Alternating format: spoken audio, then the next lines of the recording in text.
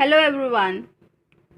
Today I am going to read out a story before you written by Ruskin Bond, and the title of the story is A Face in the Dark.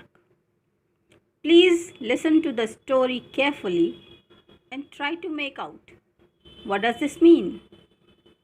The story is as follows.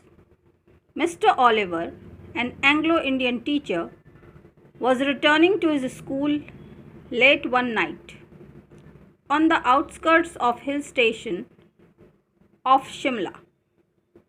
From before Kipling's time, the school had been run on English public school lines, and the boys, most of them from wealthy Indian families, wore blazers, caps, and ties.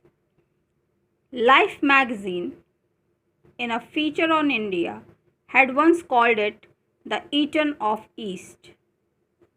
Mr. Oliver had been teaching in the school for several years.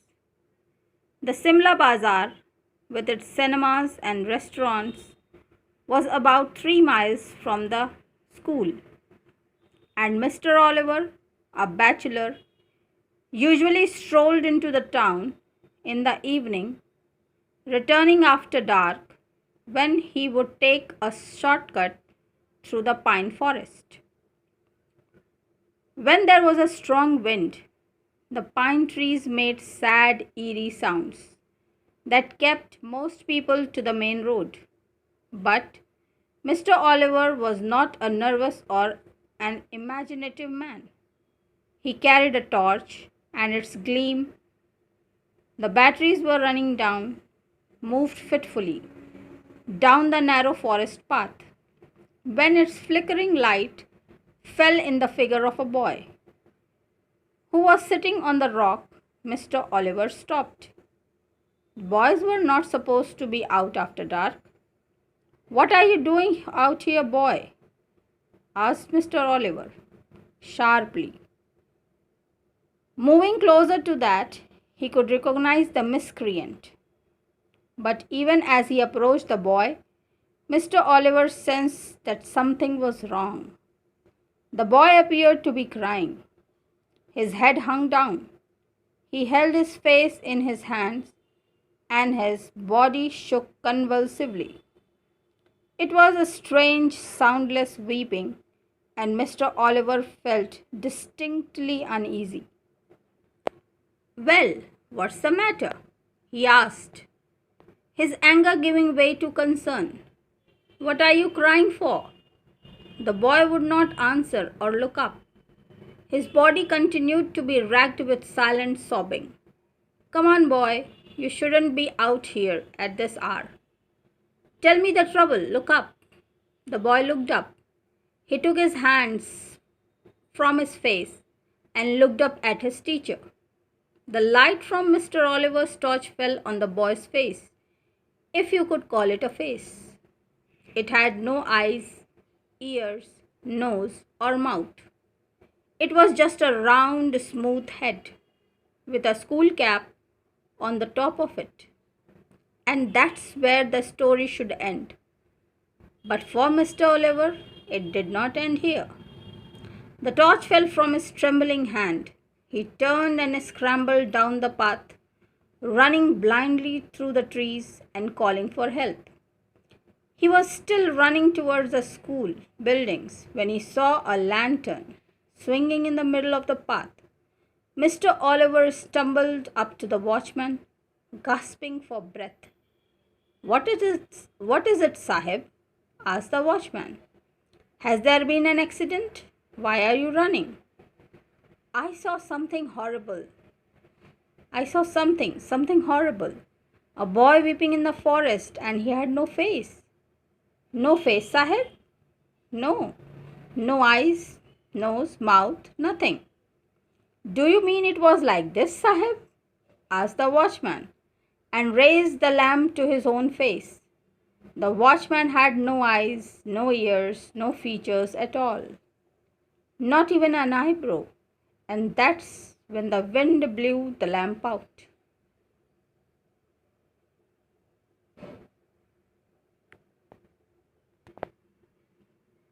तो दोस्तों, ये कहानी थी Ruskin bond के द्वारा लिखित अ face in the dark. इसमें mister Oliver, जो कि एक एंग्लो इंडियन टीचर हैं, वो एक स्कूल जो शिमला हिल स्टेशन में के पास है, वहाँ पे वो पढ़ाते हैं।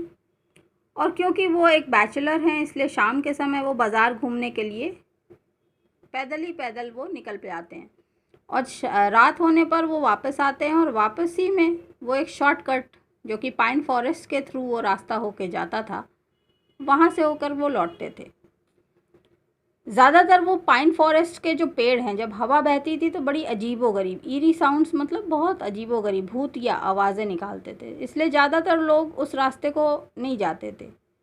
लेकिन मिस्टर ओलिवर घबराते नहीं थे, उनको नर्वस नहीं थे, ज़्यादा सोचते नहीं थे भूतों वगैरह के बारे में, इसलिए वो उस रास्ते से हमेशा आया जाया करते थे। एक दिन उन्होंने देखा कि एक बॉय जैसा कोई फिगर है जो एक पत्थर पे बैठा और सुबक रहा है। बहुत ऐसा उनको लगा कि वो रो रहा है, सॉब कर रहा है। तो वो धीरे धीरे उसके पास अप्रोच करने लगे। उन्हें लगा कि कोई स्टूडेंट है जो कि रास्ता भटक के या तो यहाँ बैठ रहा है या कोई कारण होगा। तो he wanted to find out. वो उसके पास जाने लगे, लेकिन ज्यों ही वो उसकी तरफ कदम बढ़ाए, उनको भी कुछ ऐसा असहज हो गए और उन्हें लगा कि कुछ ना कुछ तो गड़बड़ है। फिर भी वो पास गए और जा कर के उन्हें पूछा कि भाई क्या बात है, क्यों रो रहे हो यहाँ पे, हमको बताओ। जब उस लड़के ने ऊपर देखा तो वो लड़के के मुंह पे ना तो आँख थी, ना नाक थी, ना मुंह था, कुछ भी नहीं था। वो केवल एक गोल चिकना सर था। ऐसा देख कर के मिस्टर ओलिवर का घबराहट की कोई सीमा नहीं थी। वो लड़कते भड़कते बड़ी तेज़ी से भागते हुए चले आ रहे थे अपने स्कूल की तरफ। तभी रास्ते में उन्हें एक लालटेन लटकती हुई नज़र आई और उनको लगा कि वॉचमैन है। बहुत घबराहट में उन्होंने बोला कि मैंने एक कुछ देखा है, मैंने कुछ बहुत अजीबोगरीब देखा है। एक लड़का जो जंगल में था, उसके कोई फेस नहीं था, कोई शक्ल नहीं थी, केवल एक गोल सा चेहरा। तो उन्होंने सोचा ये वॉचमैन है, ये इसको मैं बताया। लेकिन जैसे ही उस वॉचमैन ने बोला कि साहब देखिए ज़रा, ऐसा तो नहीं, और उसने लालटेन अपने मुंह की तरफ उसकी रोशनी करी, तो वही चिकना गोल चेहरा, बिना आँख, बिना नाक, बिना मुंह वाला, वो उस वॉचमैन का भी था। और यहाँ पे ये स्टोरी अब अचानक से ख़त्म होती है। आप सोच रहे होंगे कि रस्किन बॉन्ड इस तरह की स्टोरी लिखने का क्या महत्व हो सकता है, क्यों वो इस तरह की भूतिया कहानियाँ लिखते हैं। रस्किन बॉन्ड बहुत इंटरेस्टिंग स्टोरीज़ लिखते थे जो कि गोस्ट रिलेटेड होती थी। इसमें भी आप पा रहे होंगे कि हाँ, गोस्ट से संबंधित ये कहानी है। लेकिन रस्किन बॉन्ड एक ऐसा राइटर है जिन्होंने ये कोशिश करी अपने लेखन के माध्यम से बताने के लिए कि भूत हमेशा आपको डराने के लिए नहीं होते। बहुत बार वो भूत आपसे कुछ कम्युनिकेट करना चाहते हैं, बहुत बार वो आपसे कोई हेल्प चाहते हैं, बहुत बार हो सकता है वो आपकी हेल्प करना चाहते हैं। तो ये जो मिसकंसेप्शन है गोस्ट के बारे में, आपने अभी देखी होगी एक मूवी गोलमाल रिटर्न्स। तो उसमें परिणीति चोपड़ा, जो कि एक खुशी नाम का कैरेक्टर प्ले करती है, उसका मर्डर हो जाता है और वो भूत बन जाती है। तो भूत बन के फिर वो हेल्प मांगती है अपने फ्रेंड्स की। तो ये मूवीज़ में भी इस तरह की चीज़ें डिपिक्ट की जाती है। ऐसे ही एक मिस्टर अमिताभ बच्चन की भूतनाथ आई थी, उसमें भी इस तरह का कॉन्सेप्ट था। So there are ghosts who want to play with you at times, who want to be your friends, who want to help you, who want to have your help. तो इस तरह के जितने भी कॉन्सेप्ट्स हैं, केवल डराने का काम नहीं होता भूतों का, और भी कोई कारण हो सकते हैं। Because when there are positive energies, there are some negative energies also, because it's a very well known fact that the whole universe is based on dualism. तो द्वैत के सिद्धांत पे पूरा ये यूनिवर्स चलता ही है। इसको हम हर जगह अपने आसपास देखते हैं और हम उसी द्वैत का हिस्सा हैं। इसलिए इस तरह की चीज़ों को भी हमको समझना पड़ेगा। और कहानियाँ एक माध्यम है, जो लेखक है वो अपने आप को इन कहानियों के माध्यम से एक्सप्रेस करता है। So I hope this short story will sound interesting to you. आपको मज़ा आया होगा सुन के। फिर आपको मैं एक अच्छी इंटरेस्टिंग स्टोरी के साथ आपके सामने आऊँगी। और इस स्टोरी को पढ़ने का मतलब ये था कि आप ज़रा सुने, ऑब्जर्वेशन स्किल्स आपकी मज़बूत हो। जब सुन ही रहे हैं आप किसी कहानी को तो आप उसको समझें भी, उसकी वोकैबुलरी समझें, और धीरे धीरे ये इन्हीं तरह से आपके अंदर चली जाए ये भाषा।